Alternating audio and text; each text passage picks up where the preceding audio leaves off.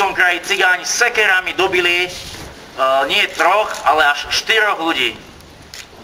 Sekerami obzvlášť brutálnym spôsobom zabili ľudí, ktorí nikdy nikomu neublížili, ktorí celý život pracovali, aby platili dane tomuto štátu, a štát namiesto toho, aby sa o nich postaral na dôchodku, namiesto toho im za ich dane, za dane tých ľudí, za dane starých otcov, starých mám, niekoho, im zaplatil vrahov. Za dane, ktoré tu platíte všetci, ktoré platíme všetci v tomto štáte a z ktorých žijú nielen cigánsky, ale najmä cigánsky paraziti a asociáli, za tie dane nám štát vychováva vrahov, našich starých otcov a starých mám. A vláda sa len ticho pozerá. Kde je pani Nicholson? Pamätáte si, určite si pamätáte, keď mestský policajt Hurbanovej Milan Juhás sa bránil pred útokom 5 cigánov s motikami, mačatami a nožom, síce nelegálnou zbraňou. Boli toho plné médiá, Juhásovi doživotie, Juhása zavrieť tak, že nikdy nevyjde von, dobre, že ho nechceli na Guantanamo poslať za to. Ja sa pýtam, kde sú dnes tí predstavitelia vlády? Kde sú dnes tie médiá? Prečo dnes nehovorí niekto do životí pre vraha, ktorý brutálnym spôsobom za bieleho dňa, bez akéhokoľvek dôvodu zabil sekerou úplne nič jemu nespôsobacú babičku? Kde dnes je tá mediálna mašinéria? Kde sú dnes vyhlásenia Kaliňáka, Fica, všetkých tých panáčikov v drahých oblekoch? Kde sú? Prečo život bieleho človeka nemá takú cenu ako život cigánskeho a sociálneho parazita? Prečo je to tak?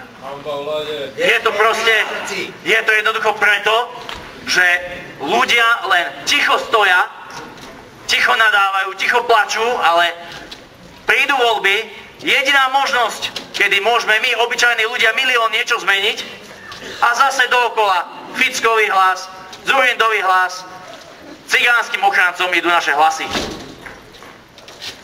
Ja to jednoducho nechápem. Ja tento scenár som nepochopil aj v Šarišských Michalanoch. Zabili tam predavačku vo večierke cigáni, dobili tam správcu fotbalového štadióna, minister vnútra, vtedajšie súčasný Robert Kaliňák. Tam spravil ten mediálne známy policajný masaker proti nám, kde policajti obuškami bili po prstiach mladé dievčatá. A dedinčanom stačilo, aby im kúpili nový fotbalový štadión, aby im ministerstvo vnútra dalo novú požiarnu striekačku a Smer vo voľbách prevalcoval dedinu.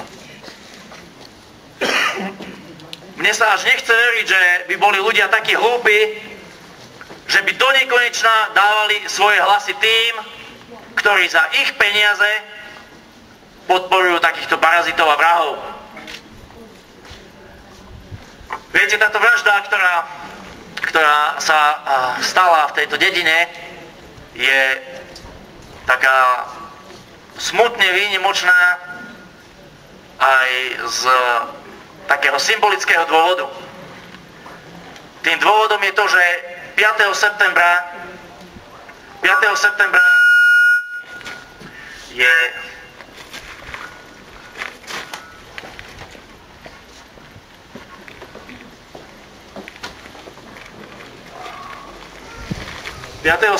je deň obetí cigánskeho teroru.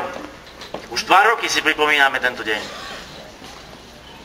5 dní predtým ďalší cigáň zabil ďalšiu nevinnú bielu ženu.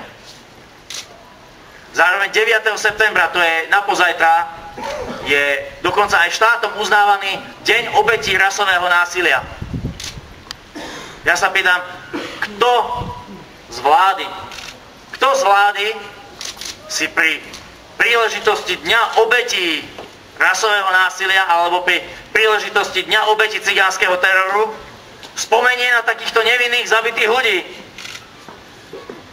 Vláda, táto socialistická vláda, ktorá rozpráva o tom, ako chce s miliónovými hodinkami na rukách chrániť a budovať a ja neviem, riešiť tú situáciu slušných ľudí, tak táto istá vláda nám nedávno, celkom nedávno, nám dala úplne jasný signál, ako to ďalej chce s riešením, alebo teda ako to ďalej myslí s riešením cigánskej otázky.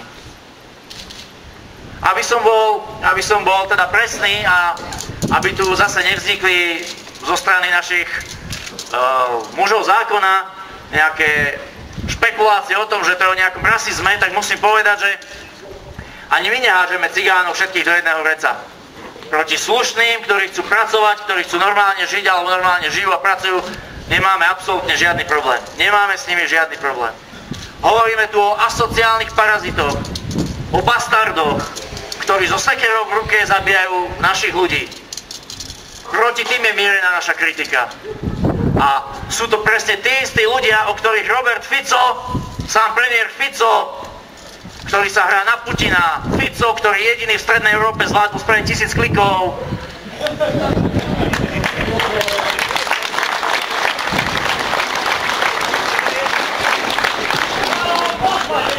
Tak tento náš druhý Putin, bol to práve on, ktorý rozprával o tom, že keď Smer bude vo vláde, tak ľudia sa nebudú musieť báť útočníkov so sekerami.